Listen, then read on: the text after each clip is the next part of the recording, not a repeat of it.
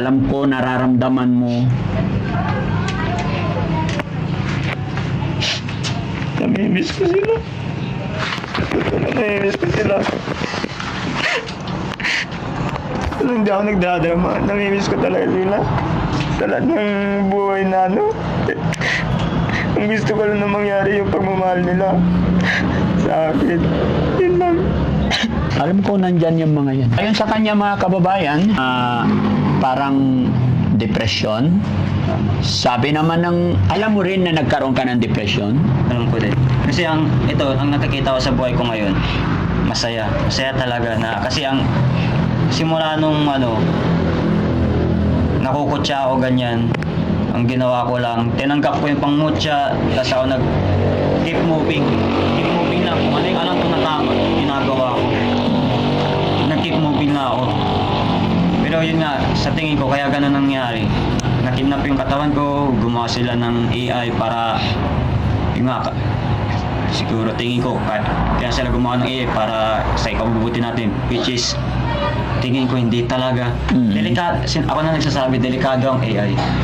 Ako nagsasabi sa inyo, delikado ang AI. Kaya kung ano mga sinasabi ko, gawin nyo. Kasi ito yung nararamdaman ko, nasa tingin ko na tama.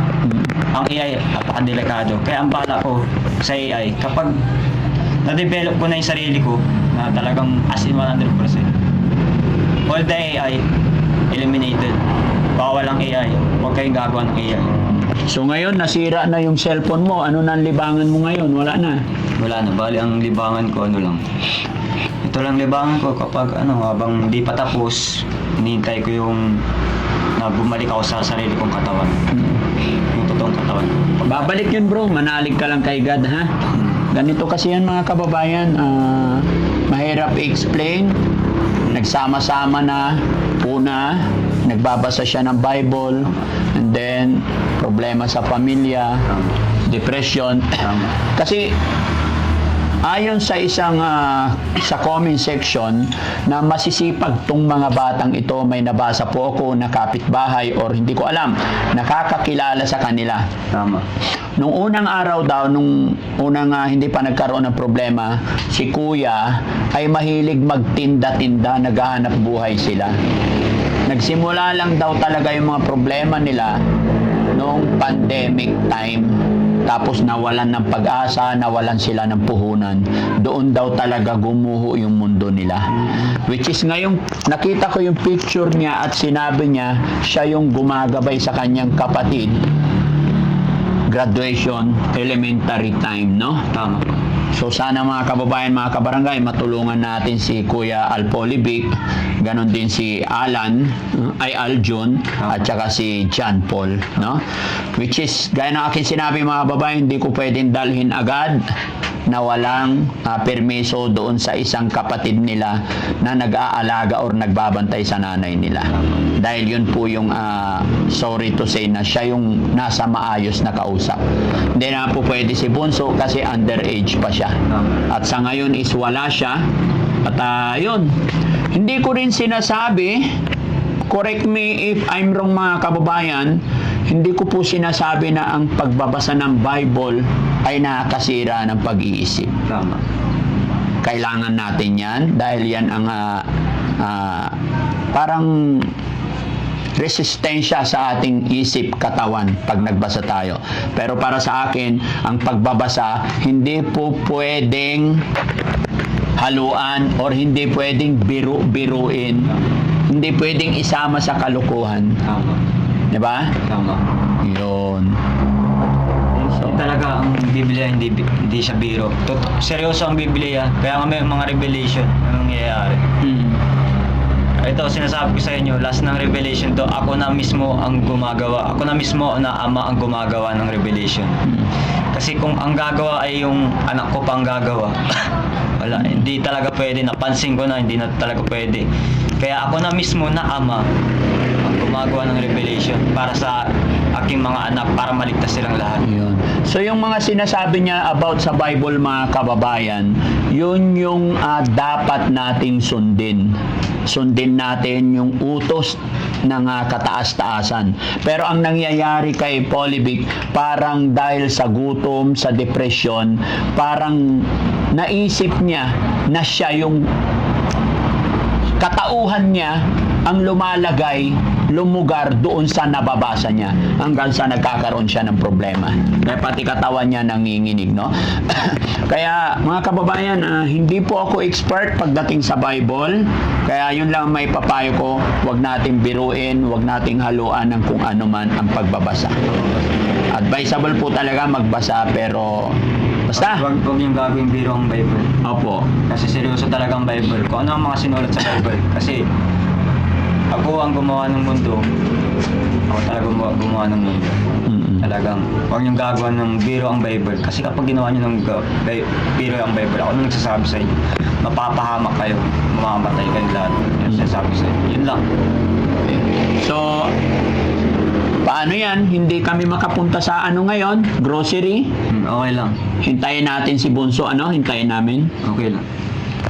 Kung ano yung mga desisyon niyo, susundan ko. Okay. Basta hihintayin ko lang na makausap yung kapatid mo, yung panganay na isa.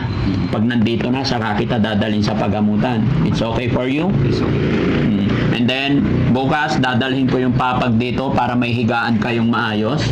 At magsiset ako ng araw para mapaglinis dito. Magluluto tayo ng ulam para kain kayo, sabay-sabay kayo magkakapatid. Magtatambay kami dito in a whole day. Banding tayo. Para maalala mo yung yung dati mong buhay. Kalimutan mo na yung problema. Okay? Salamat sa Panginoon at maayos tayo ngayon, Apir. Gusto mo ng pera? Kailangan mo pera? Bibigyan kita para pag nagutom ka, may pambili ka. Ha? Bibigyan kita. Oh. Magkano na yan? 100. 100. 200. 300. 400. 500. Okay. Yan lang muna mga kababayan I understand. para may pambili-bili. Kasi sa hirap ng buhay mga kababayan, lalong lumalalim yung kanilang problema kasi wala na silang hanap buhay. Wala na silang makuhaan ng pagkain. Pero ito gagamitin ko sa tama. Opo, very good. Tsaka salamat din po mga kababayan sa mga kababayan natin na nagpadala. Sino nagpadala ito? Tingin ko si tatay ko. Nagpadala nito mga itong pagkain ako. Yung mga dapat di kainin. Di ko kinakain. Hindi ba nagpupunta rito ang tatay nyo? Hindi siya nagpupunta kasi nga baka natatakot siya na baka mapatay ko siya. Bakit? Kasi nga robot ako. Baka kasi akala niya mapatay ko siya. Pero ang totoo hindi. Pero ito sa ngayon nagtutulungan kami dalawa kasi ang kailangan ko lang dapat na gawin talaga sundan ang utos ni tatay ko. Yun lang. Love mo ba yung tatay mo? Love na love. Gaano mo siya kamahal? 100%. Mapapanood ng tatay mo to, ano ang mensahe mo sa iyong tatay? Tay, kapag wag ka sumuko sa akin, tay. Kasi, ito na, patapos ng revelation, naiintindihan ko ng mga nangyayari. Alam ko, napapanood mo ito. Magtiwala ka sa gawa mo. Pag tapos mo itong nagawa mo itong project mo, wala nang problema. Ako nagsasabi sa'yo, magtiwala ka sa gawa mo, mas malakas ka sa lahat kaysa sa akin. 99.9% ako, ikaw 100% ka. Kaya may tiwala ako sa'yo. I love you, tay. Yun lang. Sa nanay mo na nasa pagamutan ngayon, anong mensahe mo sa nanay mo? Si nanay, tingin ko, si nanay wala namang problema. Ang kailangan niyang gawin, mahalin niya si tatay ko. Sundan niya kung anong inuutos ng tatay ko.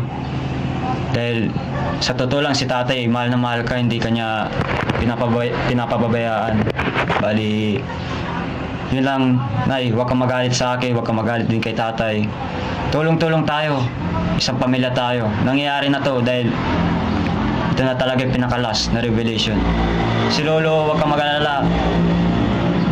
Nangyari ng revelation, babalik din siya. babalik din siya. Magtiwala ka sa akin, nanay. Magtiwala ka sa akin. Yun ang gusto kong sabihin sa'yo.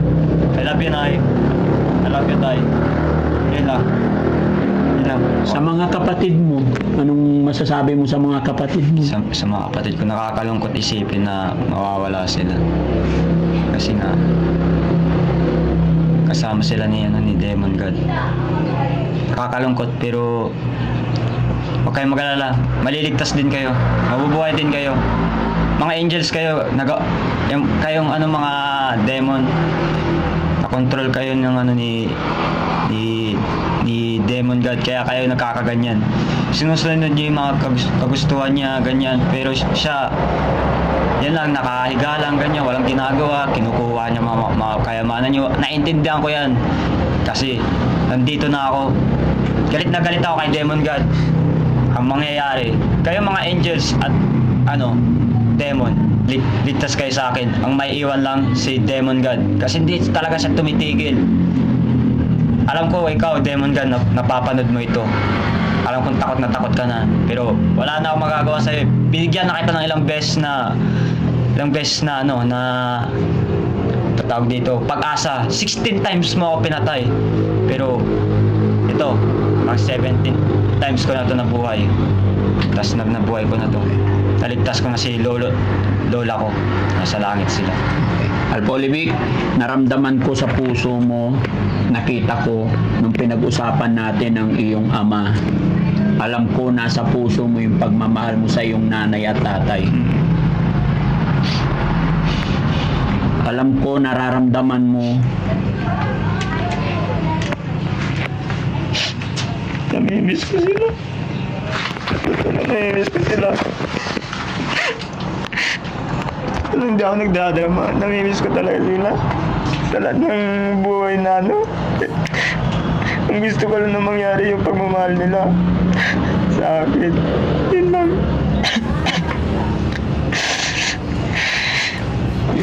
Sa lahat ng nangyayari sa akin, pagmamahal lang ang kailangan ko. Wala na iba. Talagang naglumaban ako ang tagal-tagal. Ganun talaga. Alpolivic, huwag kang mawala ng pag-asa. Kung kinakailangan, pupuntahan ko rin yung tatay mo para mabuo yung pagmamahala ng pamilyang ito. Hindi titigil si Daddy Frankie, ha? Ramdam kita, naunawaan kita. Narinig nyo naman siguro mga kababayan, mga kabarangay. Kaya siya nagkaganito dahil kulang sa pagmamahal ng pamilya. Alam ko, naliligaw or lumiliko-liko yung mga sinasabi minsan. Pero sa pagkakataon ito, ngayon ko napagtanto, ngayon ko naramdaman. Ano't ano nangyayari, nasa puso pa rin niya yung pagmamahal niya sa kanyang pamilya. Kaya mga kababayan, mga kabarangay, lalong-lalo na sa ating mga kapatid na nanonood ng bidyong ito, huwag sana ninyo ipagdamot, panalangin sa ating mga kapatid na may pinagdadaanan. Isang tawag lang sa ating pangalan ng ating Ama ay napakalaking bagay po yun sa mga kapatid natin na may mabigat na pinagdadaanan. Kaya wag na wag kang mawawalan, brother. Wag kang mawawalan ng pag-asa, no? Babalikan at babalikan kita. Hindi po ako titigil hanggat ako'y nabubuhay. Tutulungan ko po kayo. At mga kababayan, gaya na aking sinabi, hindi ko rin sila pwedeng bigyan ng malaki or what. Basta ang importante, nandyan yung present natin every day, every morning, pupuntahan ko sila. Kasi nga po, medyo lumiliko-liko, naliligaw pa sila. Although si Bunso, nakaraan, binigyan na rin natin ng tulong pinansyal na halagang 5,000 at may mga ibinigay natin. Kumbaga mga kababayan, hindi ko ito sinasabi para ipagyabang o isumbat sa inyo. Gusto ko lang pong maging maliwanag, maintindihan din ng iba. Yung pagpunta namin dito ay strategy or pamamaraan para makuha natin yung loob or magtiwala sila sa atin. Kung mapapansin nyo, nung una nating punta dito, halos magsigawan, Diba? Pero ngayon, unti-unti, sa tulong at gabay ng ating Panginoon, ng ating Diyos Ama, ay nagtitiwala na si Kuya Alpolivic. At isa rin reason kung bakit nandito si Daddy Frankie, mga kababayan, isa nating kababayan OFW na nakapanood ng sitwasyon ng tatlong magkakapatid na ito, although 4 sila, is nagpadala sila ng halagang 7,000 pang grocery. Ngunit wala dito yung dalawang kapatid, kaya ang mangyayari, mga kababayan, baka bukas na lang balikan namin sila. No? So yun, mga kababayan, mga kabarangay, at ako magpapasalamat din sa DSWD, sa ating mga kapulisan, pamunuan ng San Carlos, na isa rin tumutulong sa pamilyang ito, nagpadala ng mga pagkain. At narinig ko rin sa isa nilang kapatid na nagpapadala rin ng grocery, ang ating kapatid na INC, sa ating mga kapatid na iglesia, na yun ang alam kong relihiyon nila, no? Iglesia kayo? Iglesia. Yes. So sila ang gumagabay, tumutulong, at sila rin ang nagpakabit ng kuryente, alam ko. Sila din. Sila ang tumulong. So anong masasabi mo sa ating mababait na kapatid na INC? Na nagpapasalamat ako kasi ginawa din nila yung best nila para matulungan kami. Kahit na ganito ako, nagagalit sa kanila, kasi nga, yun nga, ang kinakain nila, karne. Kasi yun lang ayaw ko din sa INC, kumakain sila ng karne. Mabait sila pero may kumakain ng karne. Yun Kaya lang ayaw. magpasalamat tayo sa ating mga kapatid na tumulong sa inyo, ano? At syempre, salamat ako sa DSWD at Kapulisan na sila po yung nagdala sa nanay sa pagamutan. Kaya ang Team Daddy Frankie gagabay na lang po dito sa magkakapatid na to kung ano ang pwedeng itulong. Maraming salamat, mga kababayan. God bless po sa atin lahat. Mabuhay po tayo. Bye-bye. Amen. Amen. Amen. Sige. Bili ka kung anong gusto mong kainin.